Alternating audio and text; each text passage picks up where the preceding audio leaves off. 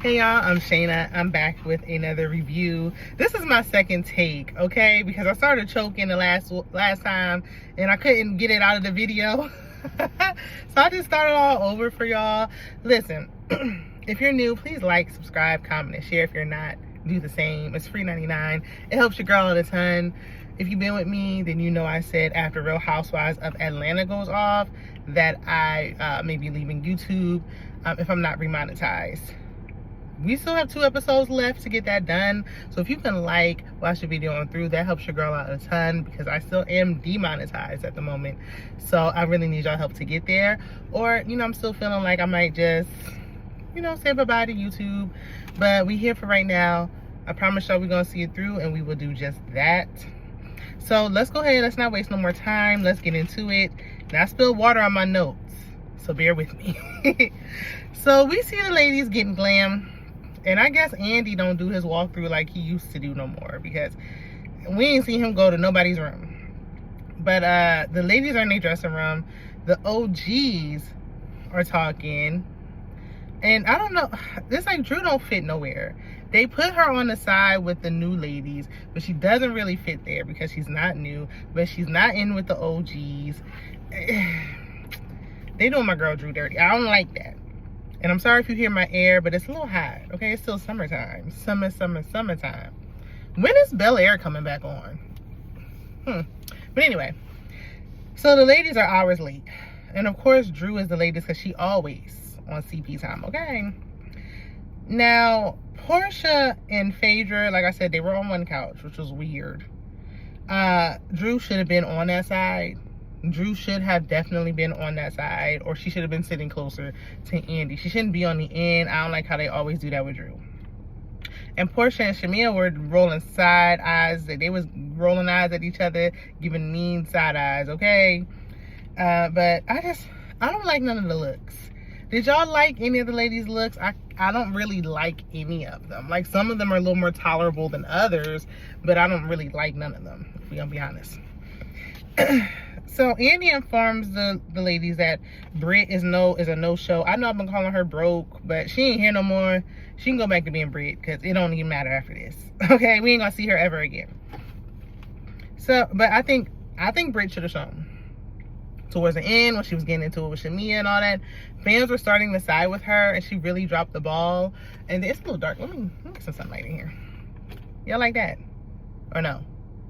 I'm gonna just leave it like this. Anyway, so because I feel like fans were siding with her. Why? I don't know. Some of the stuff she said, I'm like, yeah, I agree with. And some stuff, I'm like, no. On second thought, the sun is beaming on me. Never mind. But she could have redeemed herself. She didn't. She had to see it all the way through. And she came in being a villain. You don't come in being a villain and then run from confrontation and try to file lawsuits. That's not how this works. Or she wants to explain herself away online. We don't care, sister. Your time to shine was on the reunion. You don't get no opportunity to be explaining yourself now. Your time was at the reunion. But anywho, she didn't want to face the music, whatever. Drew said that Britt told her that she was filing a lawsuit against her. And she said something to do with Kenya and the pictures that Kenya posted. That didn't make sense to me. I don't know. But, Andy ain't want nothing to do with that. Because even when Portia was saying she got her girls redone, her tatas, and she was like, smell them. And she was just joking because she had said that before. Andy was like, heck no. I had enough lawsuits under my belt, okay? Now, hold on. I got the cough again. Hold on. Hold, please. Okay, we back. So, but I think Britt trying to get a lawsuit any way she can. Okay, girl. You would have got more money just staying on the show. But, I mean, okay, all right. So, Andy asked Phaedra, Lord, I told you I spilled water in my notes. So, let me try to struggle through this. Oh, he asked about her headpiece. In other words, he was probably like, take that thing off because it look a mess. But that's neither here nor there. That's just my opinion. Cynthia comes out. She sit on the OG side because it's looking real uneven. Even though she's just a friend of, she still should be sitting behind Drew. That don't make no sense. So Andy calls Cynthia the glue in the group. I don't think so. First of all, Cynthia always be on the side of wrong. She always be on the side of wrong, like trying to defend people when it makes no sense. Like, I don't think so. Now, Cynthia claims she likes being a friend of because she can pop in and pop out. But she had they offered her a friend of position after she married Mike Hill. She turned it down. So I don't think she really wanted to be a friend of, but she just had to take what she could get, child. Then Andy asked Cynthia about her hood. And I didn't know why this conversation was happening and what this was about, but yuck, it was unnecessary. We shouldn't have did it, didn't need to do it. Y'all could have scrapped it, but y'all chose to show it. Okay. So Cynthia said that her man is 39 and we see a pic of him. I mean, I feel like Cynthia just be dating any old body, but whatever. He low-key looked like a younger version of Peter Peach Holden Thomas. And then we find out Phaedra's Renabay is 32 and Phaedra 50-something. How much, if you go younger, like, how much younger are you willing to go? Let me know in the comments. So we get into Portia's package, and she gets emotional over her cousin Londi. Rest in peace, Londi. And then she speaks on her divorce, but it's a bunch of nonsense and fluff, and I don't really care. If you're not gonna, y'all didn't hold her feet to the fire like I think they should have been held, and so I really don't care. Now, she says her divorce. She said, "Oh, my divorce is similar to hers."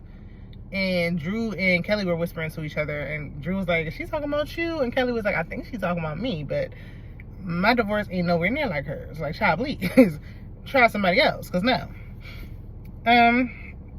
She said this ain't that, and Shamia clarified that she told Portia to make sure Simon isn't a scammer. Did you? Because we all knew he was a scammer. Like, really? Okay, I mean, okay. Including Portia. Portia knew exactly who he was. She just thought she could scam harder, allegedly. So a fan asked Kelly why she asked Portia, "Why did you sleep with that lady's husband?" And we never did get an answer, by the way. We never got clarity on why she did that. I mean, she's just a home-wrecking hussy or something like that, allegedly. Portia said that she and Kelly were going through the exact same thing divorce-wise. I think Kelly and Drew have more in common divorce-wise, even though I still feel, a part of me feels like Drew and her divorce with Ralph is for a storyline, but that's neither here nor there. I think Kelly and Drew have more in common. And Kelly said, "I was married for 11 years, and you were married for 11 months. Like, let's not compare apples to peaches, girl." She should have said Portia was married for 11 minutes, but whatever. A fan asked Queen of Thailandia, Portia, why she would mention sleeping with Angela's husband, given her home-wrecking past. And Portia lacked accountability like she always do. She knew Andy was going to try to defend her and save her because he liked her, and I'm so sick of it. I'm glad the producers didn't give her, like, the best edit this season, because enough. Like, y'all brought her back, and she didn't do what she was supposed to do, and y'all didn't do nothing about it. Like, they just let it go, and I'm tired of it. Stop bringing people back if this is what we're going to get. So Angela mentioned Shamia saying she introduced Simon to Portia. Shamia denied. Now, we did see a flash, because I thought I had heard Shamia say that too. We saw a flashback of Shamia saying she was there when Portia and Simon met. Either way, Andy was calling it out because he asked Portia, "Did Shamia introduce you to Simon?" And Portia hesitated for like 10 minutes. Like, it was like, doo, doo, doo, doo. Finally, she was like, "No." And he was like, "Why did you pause? What was the pause about? Like, were y'all lying? Did y'all concoct a story to try to explain away how she met, so it will soften the blow of you stealing that lady's husband?" That's what it looked like to me. Whatever really happened, we'll never know, because both Portia and Shamia like to lie. So, I mean, there's that. But I'm glad he kind of held her feet to the hot fire. But she was like, "Look, I got them. It's fine. I took them and I gave them back. And that's all y'all need to know." No. See, this is why I should have brought Fallon on here. Because I feel like even though Fallon was a little lackluster and kind of boring, it would have made Portia have to work a little bit. Even if it was a friend of capacity. At least we would have got answers on this. Because if somebody tries to bring it up next season, at that point we won't care. So this was the season to do it, but whatever. A fan mentioned Portia saying she should spin the block with Dennis, the real love of her life, in my opinion. And Portia said a bunch of some fluffy stuff again, talking about he's just a gem and all this stuff. And she was like, "Yeah, me and Dennis just be in the house just laughing and kikiing." And Kelly said, "All in that man's house." I said, "Oh, child." So they go back and forth, and Portia told Kelly she should have gotten a better prenup, since she had to move into that townhouse. I said, ooh, wee. But anyway, Drew said Phaedra's return was a flop, and she stood on business. She said, and it was. Like, and I said what I said. Period. Because it absolutely was a flop. Every OG was a flop for me. Well, I mean, Cynthia was just a friend of, so she did what a friend of was supposed to do. You know. We're gonna speak on Kenya, she ain't there. But the two that sitting in the front, Phaedra and Portia, flop. Now, I know Phaedra, like, look, I was only here for 10 days. I did the best with what I had. But a flop nonetheless. And Andy asked Drew why she continued to film with Dennis, knowing Portia felt the way. Why shouldn't she? He's her producer. Why wouldn't she film? She's actually filming her reality. If he's producing her album, why wouldn't she film with him? Like, that's Portia's personal problem. Portia had another, at the time, she had a husband. So what I'm doing business-wise with your baby daddy, that's my business. Like, no. Like, Andy, please. Because he was seeming like he was, like, kind of siding with Portia a little more. So, Cynthia chimes in and Shamia chimes in. And it's like, Cynthia, stop. Like, I don't even know why you piping up. Shamia chimed in and Drew was like, girl, if you don't get off of Portia's lap. And I said, Lord have mercy. Both of y'all need a hush, though, for real. Because ain't nobody even talking to y'all. And even when Shamia act like she mad at Portia, I don't even know if they really have an issue. Because she's still defending her. Loud and wrong. So a fan asked if Portia owed Drew an apology for how she treated her, because Drew don't want Dennis. She don't. She never did. Portia got on her Tubi's best acting. Okay, she thought she was about to win a BET award or something behind this. She got up and hugged Drew. Still didn't take accountability, but hugged her, and you know Drew accepted. I wouldn't have hugged Portia. I would have been like, okay, I received what you said from over there, but we're not about to embrace. No. So we get into Britt using Kelly's glam and more Kelly's package. I just didn't really care about her using them sharing glam. Like, I didn't care about that story. Portia said that the newbies formed an alliance to team up against Portia. And Shamia claims that it wasn't an alliance. Yeah, we did form an alliance because we're new. Like, you know how the new co-workers at work be clicking up and talking to each other and going to lunch together? It was like that. But she was like, but it wasn't an alliance to go against Portia. And Portia was in on it, matter of fact. And again, I can't really believe neither one of them. So anybody could be telling the truth. I really don't care. Now, Angela was like, I wasn't a part of this allegiance. And even Portia had to be like, alliance. And I'll be damned if Portia correct me. So Kelly apologized for questioning Angela about the mystery baby, because she was just trying to be a good friend. Like, okay, you can be a supportive friend, but sometimes you just need to shh. You just need to hush. Because now you saying stuff and then you looking crazy. And now you got to walk it back and say sorry. But, you know, Kelly was like, look, same thing was done to me, so now I understand. Shouldn't have took all that. You know it was right and wrong. Now, Kelly said that she paid $200,000 to get divorced, but her divorce is finalized. And Portia said Kelly got a bodyguard for her husband, but she was like, but she really got it for the show. Like, she claims it was for her husband, but Portia thinks she really got it for the show because supposedly the husband ain't even really after her. This is all alleged. That was he say, she say. I don't know the truth. But Kelly states that you have to have a case to get a restraining order. You can't just go get one. And Phaedra was like, that's not true. She was whispering this. So Portia was like, well, I mean, come on, liar. What do you have to say about this? And Phaedra was like, anybody can get a restraining order in Georgia. Like, basically, all you got to do is just file. I don't live in Georgia. But where I live, if you've been with me before, you know that I had a stalker ex. I ain't talking about somebody who just blown up your phone. I'm talking about a legitimate stalking ex. And I had to get a restraining order against him. I had a restraining order, like a no contact order, and a PFA at the same time. And it took time to get that. A couple of times of the police being called, an arrest. Like, it took, like, I had to have proof of him actually stalking and harassing me. It was not so simple as just filing and you just get it. Like, I had to prove that he was harassing me. So, and it took months. It took time. So I don't know. But I had to have evidence.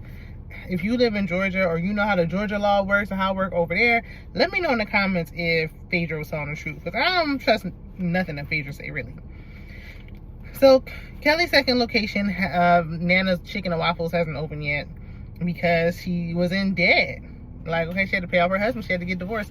It wouldn't have been smart to open a new business while in the midst of a divorce anyway. But that's why she shouldn't have gave no time frame. Like, she shouldn't have been like, oh, summer 2025. Like, I just been like, sometime in 2025. So then if it don't open till December 2025, then I'm good. That's just how I would have played it. I don't know when they stopped filming. But they was like, Andy was like, well, you need to stop getting your ugly dog groomed. I'm sorry, I don't mean to talk about the dog. But she did it to the dog. Like, the dog wasn't naturally looking like that. And then she did it. So it's like, why are you doing that to that dog? Like, I really think it's animal cruelty what she's doing to that dog. But Andy was like, you need to stop buying them Chanel purses for your daughter and getting that dog groomed with pink fur dye and put that money into Nana's Chicken and Waffles. I mean, yeah, you broke from all that debt you got, but you up here, you know, getting a private, having a glam squad. You have a driver. Maybe you need to cut back on some of that stuff. And you don't own the Waffle House, girlfriend. You got to get Nana's Chicken and Waffles open. But, I mean, okay. Especially they said she was behind on her rent, like hundreds of thousands of dollars. That ain't no little bitty debt. Now, I thought I had some serious credit card debt, but sheesh. But anyway, and I do see, because they showed a clip of Ralph stating that Kelly got her ex-husband arrested. If he wasn't paying child support, then he should be arrested. Why am I taking care of 4 children by myself? No. Well, I know 3 of them are hers. So out of our 3 children, you should be contributing financially. And if you don't pay, then what happens after that is what happens. But anyway, so Drew was playing host, asking the burner questions because Andy wasn't. And she had mentioned, because they started talking about the glam thing again, and Andy asked, would Kelly and Britt be friends again? And Britt was like, well, no, because I was there for her, and, you know, she wasn't there for me. Even though it's like y'all wasn't getting along at the time and you expected her to show up to court for you, like, why would you think that she would do that at that time? But okay. But Kelly made a comment like, oh, well, Britt look. Excuse me, that's what I get for talking about people. And I can't drink no water because this water is piping hot. But anyway,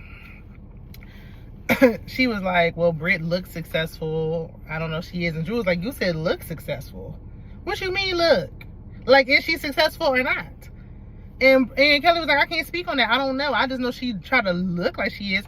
She didn't look like she was successful to me. When Brooke brought over that loose, empty box and Shamia shook out that one roll of Charmin tissue. But we ain't gonna go backwards. We moving forward. Anyway, bottom line is Kelly don't want to be her friend no more. Moving on. We start to get into Angela's package. And Angela, I'm so glad, Angela girl. Sister, I'm so glad. I know your husband love to go out and humble you and try to embarrass you by any means, unprovoked. But that little podcast he just did where he said, like, I don't know what I was thinking when I married her. We just ran off to Vegas and just did it. And you had to sit him down like you was chastising and punishing your small child and make him walk it back on camera. Girl, it did not give what you thought it gave. I know they would have tore you up had that come out prior to the reunion. It already looked like your husband don't love you. And that didn't help your case. And y'all can be like, oh, he just like to, that's just how he is. He older. He just joking. Man, love like that never find me. And that's all I'm going to say about that. But anyway, we didn't get there yet. We just getting into Phaedra and this whole Marcus thing with the informant coming and bringing some stuff to the party. And that whole little thing was just whack. Like, that had to be one of the worst finales. I ain't lying. But Angela calls Phaedra out for being a terrible liar, which she is. And she has a folder. I know people have done it after Monique from Real Housewives of Potomac. Once it got done the first time, it really never hits the same again. Like you never have the same, you never had that same feeling twice. Like, it hit the first time with her binder, and yes, Angela had pictures, like she like it was like back in the day, like when cheaters was out, or before. You can't just catch, now you can just catch your man cheating on the phone. Before you had to hire private investigators to go out with a camera and try to stalk your man down and catch him cheating. It was something like that. Like she pulled out pictures and photographic evidence, but it didn't hit like when Monique pulled out that binder. It just didn't for me. But I mean, okay. So Angela pulled out the photos of Phaedra's siblings going to high school with with Marcus and some of his family members, because they all lived in Athens, Georgia. Because in one picture, she was like, yeah, that's my older brother. You went to school with my oldest brother. Now, I'm with Angela as far as I think Phaedra did this. And you really can't tell me no different. But aside from me thinking Phaedra's guilty, however, I've gone to high school with many people I don't know. Like, did you know every single person in your high school? Like, what kind of town do y'all live in? Did you go to school? Did you know every person who went to your high school? Everybody? It's plenty of people I went to high school. I ain't everybody. And if you think I remember those people, somebody I saw in passing or whatever, years later, Phaedra is in her 50s. You think she remember everybody she went to high school with? Come on. That's not really the proof for me. Like, okay, they went to high school together and, like, I feel like the more Angela tries to prove it, the less it actually helps her case and more so hinders her case. Because I already believe that Phaedra did it. But now, when you try to pull out this evidence, it's like, okay, this ain't really helping nothing. But, I mean, I digress. Let's move on. So Angela calls out Portia for believing Phaedra's lies when Phaedra had previously, allegedly, lied to Portia. I don't know, and then it just cut off there. So we're gonna get into it. Freaking Frack is back, so they're gonna, they're gonna defend each other. It is what it is. I mean, Angela has Drew, but Drew don't really got a dog in this fight. She didn't even say nothing in the last episode. I forgot she was there. So who knows? I just want Charles to come out. I want to hear what he got to say. Y'all let me know what y'all think about this episode, the first part of the reunion. Were you feeling it? Were you not? However you feel, let me know in the comments, and I'll see you in the next one. Bye.